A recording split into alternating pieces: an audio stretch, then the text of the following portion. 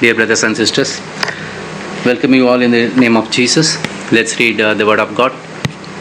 Romans 6, verses 12 to 14. Therefore, do not let sin reign in your mortal body, so that you obey its lusts, and do not go on presenting the members of your body to sin as instruments of unrighteousness. But present yourself to God as those alive from the dead, and your members as instruments of righteousness to God. For sin shall not be master over you, for you are not under the law, but under grace. Let's pray, brothers and sisters. Our Heavenly Father, thank you for this day. Thank you for your ways in which you protect and provide us all the heavenly and earthly blessings. Help us to focus our hearts and minds. Inspire us by your Holy Spirit. Guide us by your eternal light. We ask all this in the name of Jesus. Amen. Dear brothers and sisters, our body can be used one of two ways, either for God or for sin. As Christians, we are to present our bodies as living sacrifices to God and to glorify God. How do we use the members of our bodies as instruments of righteousness? Let us consider what the scriptures teach about this. Let us see about our minds. When Peter rejected Jesus, foretelling of his death, the Lord said to him, "Get behind me, Satan. You are a stumbling block to me, for you are not setting your mind on God's interest but man's." If we are to please the Lord, we must set our minds on spiritual things. Set your mind on things above, not on the things that are in the earth. In Philippians 4:8 it says, "Whatever is true, whatever is honorable, whatever is right, whatever is pure, whatever is lovely, whatever is of good repute, if there is any excellence and if anything worthy of praise, dwell on those things." Yes, brothers and sisters, we must set our mind always on those things, on these things. Our minds are what we use to understand God's word. Before Jesus ascended to heaven, he reminded his apostles, "All things which are written about me in the law of Moses and prophets and the Psalms must be fulfilled." He then opened their minds to understand the scriptures. Yes, brothers and sisters, Jesus has to open our mind to understand the scriptures. Holy Spirit has to help us to understand the scriptures. Let's see about our ears, how we can use our ears. God has given us the ability to hear, so we must exercise that ability. Jesus said, "He who has ears to hear, let him hear." However, it is not enough to simply hear. We must listen the right way. Jesus made this point to take care how we listen. Listening must come before responding to the gospel. Therefore, it is important that we are among those who have heard the word in an honest and good heart, rather than hearing through the filter of bias, preconceptions, and human opinion.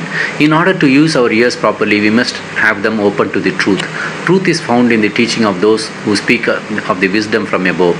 We see the truth in the teachings of Jesus. This can find the truth contained in the scriptures.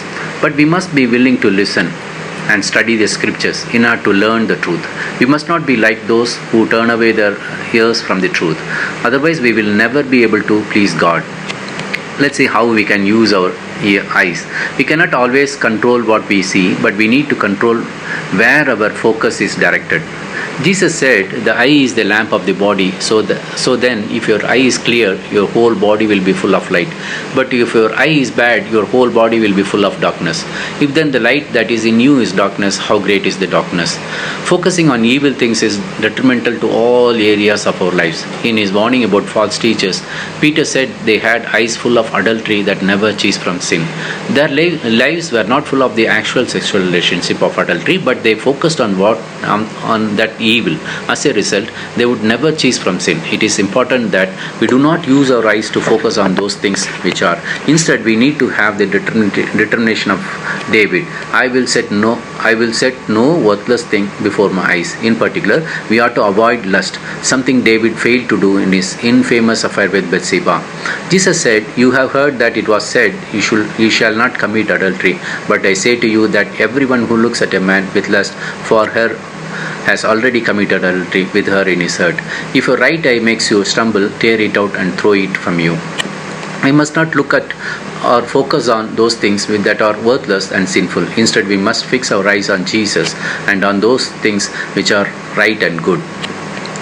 We can always use our eyes to focus on the beauty and wonders of God's physical creation. In Psalms, it's written, "The heavens are telling of the glory of God, and their expanse is declaring the work of His hands." It is important to appreciate the natural world around us, as this has been given to us as a witness of God's eternal power and divine nature. Let's see how we can use our tongues and how we can protect us from the bad use of tongues. What we say, in Proverbs 18:21, it is written, "Death and life are in the power of the tongue." James stressed the importance of controlling our tongues and not using destructive speech. So also the tongue is a small part of the body and yet boasts of great things. See how a great forest is set aflame by such a small fire, and the tongue is of fire. If we are to use our tongues properly, our hearts must be right. Jesus said, "For the mouth speaks out of that which fills the heart." What are we to speak? We must speak the truth. Therefore, laying aside falsehood, speak truth each one of you with his neighbor. We must speak words of encouragement to edify others. Let no unwholesome word proceed from your mouth, but only such a word as is good for edification. In Ephesians 4:21 it said. When necessary, we must offer words of rebuke. Better is open rebuke than love that is concealed. Faithful are the wounds of a friend, but deceitful are the kisses of an enemy. We are also to use our speech to offer praise to God. Let us continually offer us a sacrifice of praise to God, that is, the fruit of lips that give thanks to His name. And of course, we must take advantage of opportunities to teach the gospel to others, but sanctify Christ as Lord in our hearts, always being ready to make a defense to everyone who asks you to give an account of the hope that is in you. 1 Peter chapter 3:15 it said. Let's see how we can use our hearts. In the Bible, the heart generally refers to the seat of our thoughts, intentions, motivations, and priorities. Everything we have considered in this heart, everything we have considered about the heart, using our bodies as instruments of heart as an instrument of righteousness, does not mean we simply go through the motions of service to God and expect Him to be pleased. Paul said we must be obedient from the heart. In writing about giving, Paul told the saints in Corinth that it must not be done grudgingly or under compulsion, for God loves a cheerful giver. This principle applies to all that we do in service to God. Fulfilling commands is meaningless if we do not do it out of love for God and a desire to please Him. Because of this, we must be sure our hearts are right. In Proverbs, it said that, "Watch over your heart with all diligence, for from it flow the springs of life."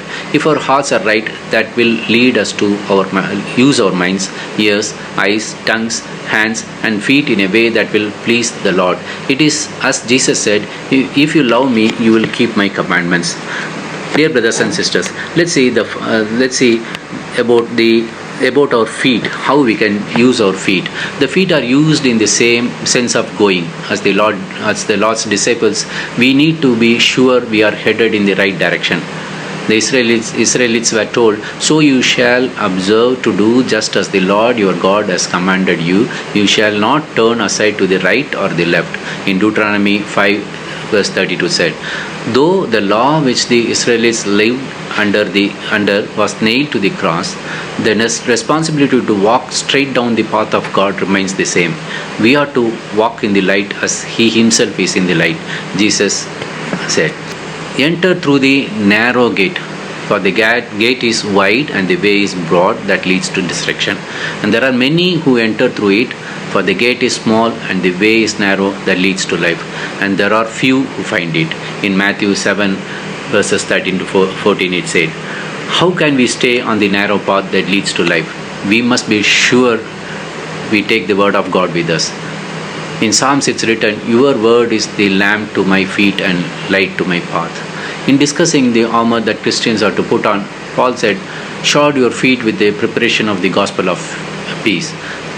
Wherever we go, we must go with the gospel. We must keep the word of God in our hearts to help and keep us from sin. Dear brothers and sisters, we must not give any part of our lives over to sin. Instead, we are to serve Him with our whole being. In Luke 10 verse 27 says, "You shall love the Lord your God with all your heart and with all your soul and with all your strength and with all your mind." Let's pray. Thank you, Lord, that you have been with us. throughout this online session. As we close this session, Lord bless each person who took time to hear this short sharing of Word of God. Let every one of us grow more and more in you, in your grace, and bear fruit in Christ. We submit ourselves, our members of our body, as the instruments of righteousness. Bless each of us and keep us safe. In Jesus' name, amen.